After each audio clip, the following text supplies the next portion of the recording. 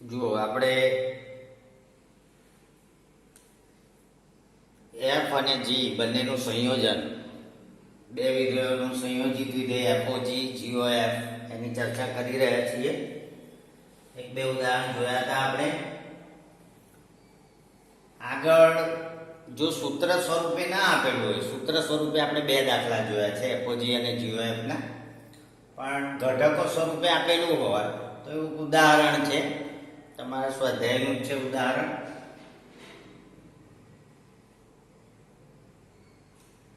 તો એવું કહે છે કે વિધેય f from 2 3 4 5 3 3 4 5 9 અને g વિધેય છે 3 4 5 9 થી 7 11 15. દરેક ઘટકો વ્યાખ્યાયિત કરેલા છે કે f of 2 તો એનો જવાબ 3 આવે છે, f of 3 તો એનો જવાબ 4 આવે છે, અને f of 4 તો એનો જવાબ 5 આવે છે. આપણે આકૃતિ પણ દોરી શકીએ એમ છે, એની આરામથી દોરી શકાય એફ અને જી બંનેની. હવે આપણે જીઓએફ ની વાત કરીએ તો સૌપ્રથમ મારે જીઓએફ માટે આપણે જી નો વિસ્તાર જોઈશું. જી નો વિસ્તાર કેટલો છે?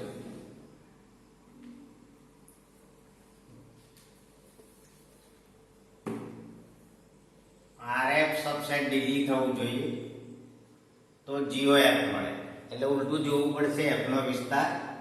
એફ નો વિસ્તાર પહેલા લઈ લઈએ કે આર એફ ઇક્વલ ટુ, તો એફ 2 થી શરૂ કરીએ તો પહેલો જવાબ 3 છે, અથવા તો એફ લખીને આપો એનો બીજો ઘટક મળે આપણને એ લખવાનું બતાવી દઉં તમને કે એફ ઇક્વલ ટુ કઈ રીતે લખાય. તો એના ઘટકો કેટલા છે? 2 3 4 5 2 3 4 અને 5.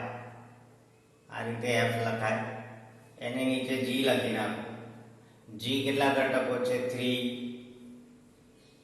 4 5 અને 9.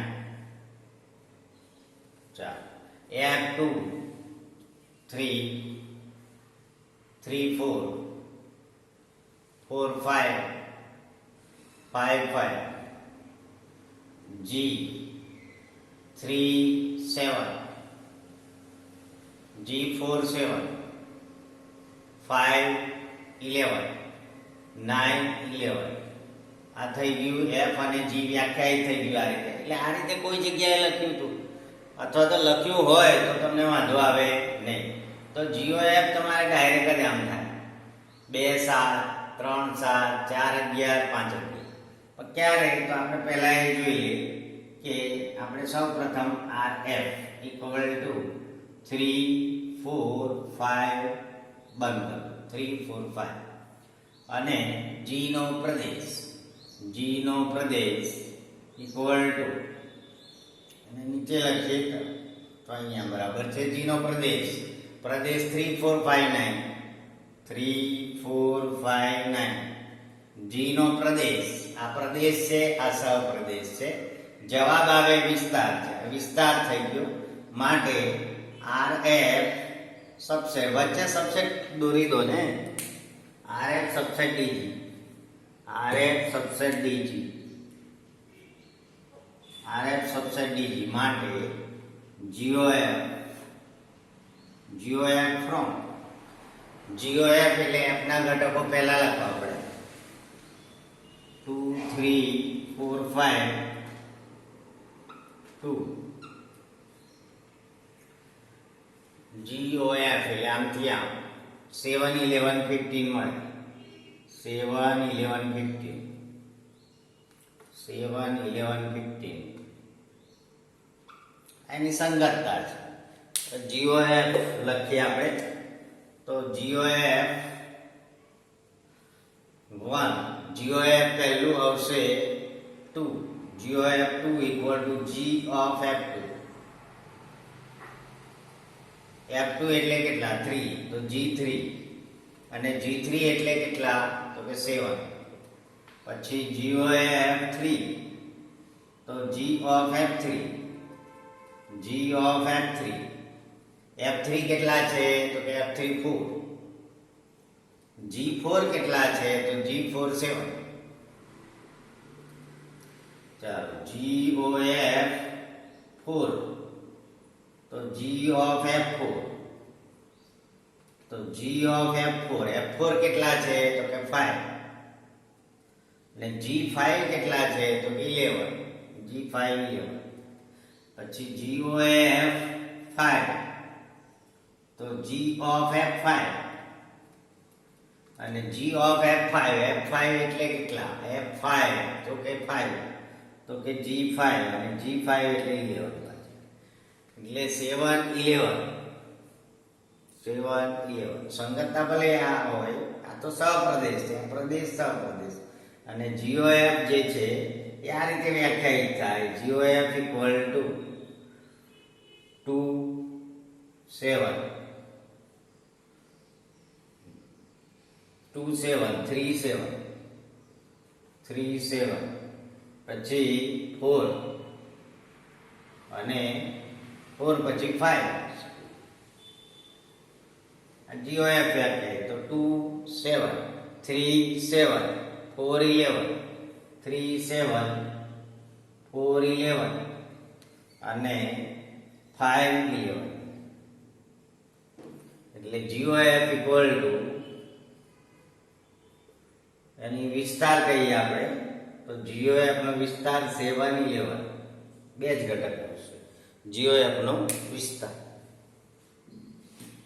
આ રીતે આપણે GOF શોધીશું GOF from 2 3 4 5 7 11 15 વિધેય મળે છે અને GOF આ રીતે 7 ને 11 એ લોકોએ આ રીતે શોધેલું છે પણ ખરેખર આ રીતે લખાય જે મેં લખ્યું છે એ પ્રમાણે આ થયું જ્યારે ઘટકોને આધારે વ્યાખ્યાયિત કર્યું હોય વિધેય ત્યારની વાત છે બીજો એક પ્રશ્ન જોઈએ f from n to y અને સૂત્રાત્મક વિધેય છે fx 4x 3 દ્વારા વ્યાખ્યાયિત હોય વિધેય જ્યાં y y belongs to capital N કોઈ x belongs to n માટે y 4x 3 એટલે એનું એ જ લખેલું છે પણ કેપિટલ Y એટલે એને સ્મોલ y સાથે શું સંબંધ છે એ બતાવ્યું છે સાબિત કરો કે વિધેય f એ વ્યસ્ત સંપન્ન છે તથા તેનું પ્રતિવિધેય શોધો તો સૌપ્રથમ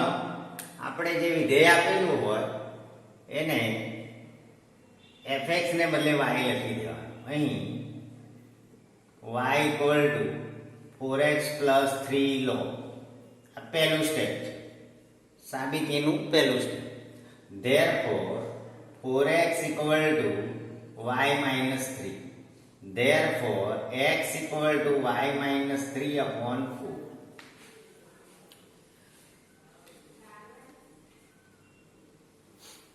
એટલે અહીંયા x equal to y minus 3/4 એક એવો ઘટક મળે તમને આ પ્રદેશમાં એટલે કે પ્રત્યેક y belongs to y પ્રત્યેક y belongs to capital Y માટે એવો ઘટક x equal to y minus 3/4 belongs to n પ્રદેશમાં એમ મળે જ કે જેથી fx equal to f of y minus 3/4 equal to fx એટલે તમારી પાસે છે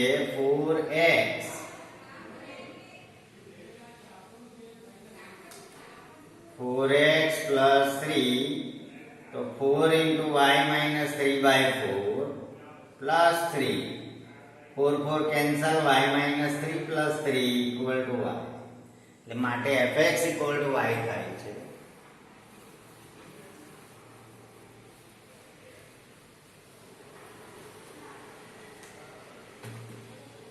માટે fx equal to y થાય છે એટલે બે વસ્તુ કહી દઈએ અહીંયા fx equal to y થાય છે માટે f વ્યાપ્ત છે વળી સુરેખ વિધેય છે.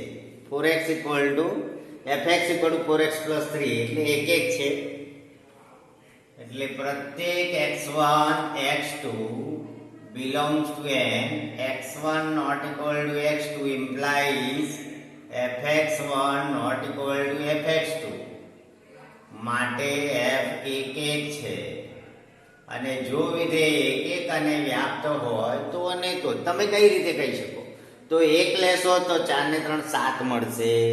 2 લેશો તો 4 દુ 8 ને 1 3 મળશે. 3 લેશો તો 4 તરી 12 ને 3 15 મળશે. એટલે પ્રત્યેક ભિન્ન સંખ્યાઓ માટે જવાબો પણ ભિન્ન મળશે. પ્રત્યેક ભિન્ન સંખ્યાઓ n માં જે છે x1 x2 ભિન્ન લઈશું તો fx1 અને fx2 તેના જવાબો પણ ભિન્ન મળશે. એટલે પ્રતિબિંબ છે દરેકના અલગ અલગ મળશે. બરાબર? એટલે પ્રતિબિંબ અલગ અલગ મળે તો એને એક એક વિધેય કહેવાય. એક એક અને વ્યાપ્ત છે માટે f inverse from y to n એટલે કે એવું વિધેય g મળે. f inverse from y to n શક્ય છે. એટલે ધારો કે એવું વિધેય f inverse equal to g from y to n મળે કે જેથી fog ઇક્વલ ટુ iy થાય અને gof ઇક્વલ ટુ in થાય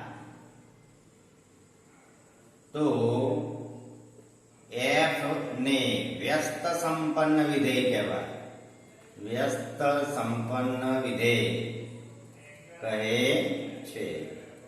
તો આપણે અહીંયા જે કર્યું એટલે x ની જગ્યાએ gy આવ્યું. આ જે છે fogy fx ઇક્વલ ટુ આપણે અહીંયા જે લખી દીધું f of gy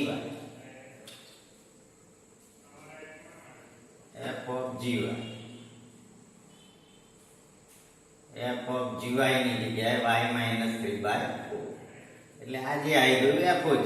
fx equal to fogy x equal to fy એટલે fog of y fx equal જ્યાં x ઇક્વલ ટુ gy.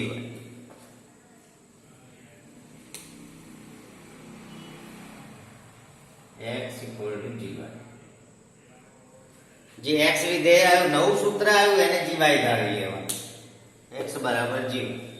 તો fog આપણે શોધ્યું છે f of gy. આ જે x આવ્યું એની જગ્યાએ આપણે gy લઈ લેવું અને g from y to n.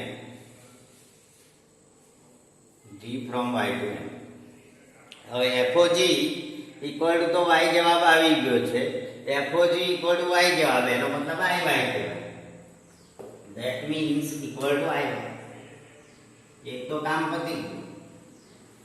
fog equal to iy થઈ ગયું. તો હવે આપણે gof જોઈએ ને તો gof શોધી કાઢીએ. gof x equal to g of fx અને g of fx એટલે 4x plus 3. હવે g of fx equal to તો y છે પણ g of fx એટલે gx ઇક્વલ ટુ શું આપ્યું છે જ્યાં gy બરાબર y minus 3/4 gy બરાબર y minus 3/4 એટલે 4x plus 3 minus 3/4 તો equal to 4x/4 equal to x એટલે ઇક્વલ ટુ x મળે છે. ધેટ મીન્સ in તો એ gof બરાબર in મળે અને fog બરાબર iy મળે તો g from y to n માટે f એ વ્યસ્ત સંપન્ન છે. માટે f એ વ્યસ્ત સંપન્ન વિધેય છે.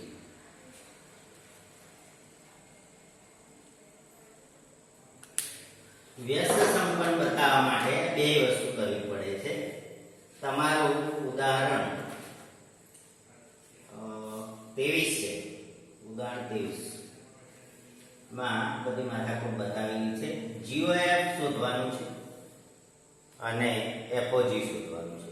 તો GOF શોધીએ આપણે તો IN મળવું જોઈએ અને FOG શોધીએ તો y મળવું જોઈએ. એટલે કે FOG શોધીએ તો જવાબ y મળવો જોઈએ, GOF શોધો તો જવાબ x મળવો જોઈએ. એટલે વ્યસ્ત સંપન્ન વિધેય છે એમાં આ વસ્તુ થોડી કટ થઈ જાય છે. આના અલગ જ ચાલે, પણ મને એવું લાગ્યું કે એક એક બતાવવું જોઈએ, વ્યાપ્ત બતાવવું જોઈએ તો જે F ઇન્વર્સ મળે. એટલે F ઇન્વર્સ x ની વાત પણ થઈ ગઈ. F ઇન્વર્સ x એટલે g છે એ F inverse equal to g.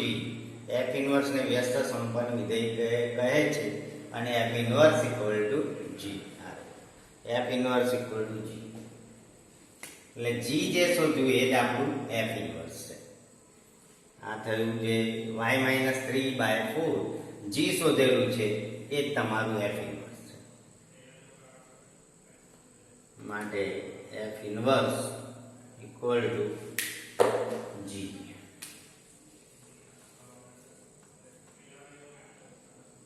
F inverse x equal to લખીશું હવે આ જવાબ x-3/4.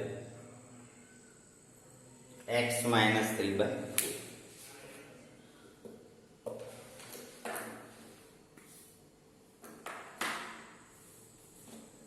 g એ f નું પ્રતિનિધિ છે. અહીંયા એટલું જ લખેલું છે. ઉદાહરણ તમારું છે 23. ઉદાહરણ 23 માં ઉદાહરણ 23 વ્યસ્ત સંપન્ન